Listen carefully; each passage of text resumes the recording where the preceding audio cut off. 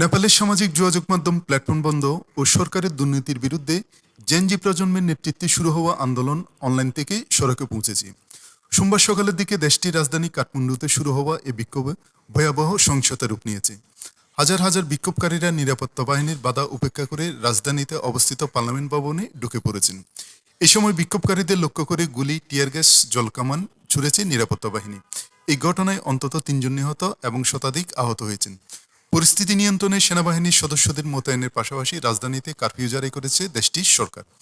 কাঠমান্ডু থেকে বার্তা সংস্থা এএফপি জানিয়েছে, সরকার ২৬টি অনিবন্ধিত প্ল্যাটফর্ম ব্লক করার পর শুক্রবার থেকে ফেসবুক, ইউটিউব ও এক্স সহ বেশ কয়েকটি সোশ্যাল মিডিয়া সাইট ব্যবহার করা যাচ্ছে না, যার ফলে নেপালের সামাজিক যোগাযোগ মাধ্যম ব্যবহারকারীরা ক্ষুব্ধ ও বিভ্রান্ত হয়েছেন।